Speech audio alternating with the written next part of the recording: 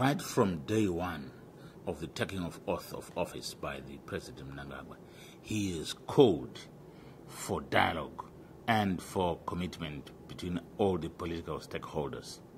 And even before that, there has been an agreement between the political stakeholders of what electoral reforms were to be undertaken. And these are the electoral reforms which have been fully embodied within the current reform of the Electoral Act, which is currently in Parliament.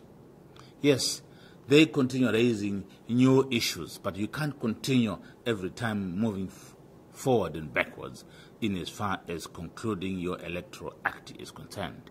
And we are consistent in terms of the review of the issues which were agreed upon by the then all political party or stakeholders which were there. And if there are any issues, they are free to contribute those issues in Parliament, as the bill is currently in Parliament for debate, so that it is finalized as soon as is possible before the current elections. Okay. And then what steps have you taken to make sure that this year's elections are held in a free and fair atmosphere without intimidation of opposition parties and violence-free? Firstly, at the declaratory level, the President has clearly articulated that this year's elections are going to be conducted within the constitutional parameters, which demands that the elections should be done within before the 22nd of August this year.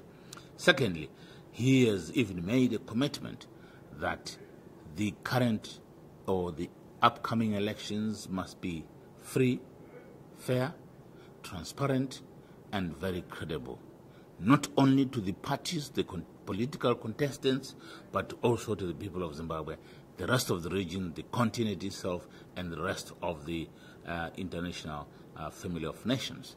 And to do that, why it is going to be transparent, His Excellency has clearly opened the observation of these elections to everybody who would wish to observe the elections. And a number of organizations have already come.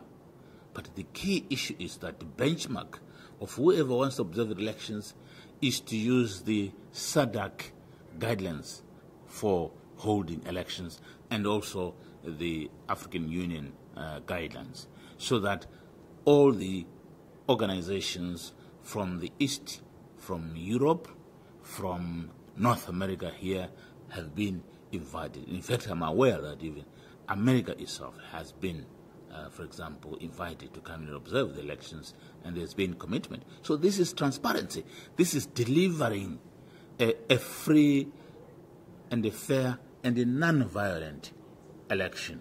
But are you talking also about maybe a third-party auditor, an independent body coming in to officially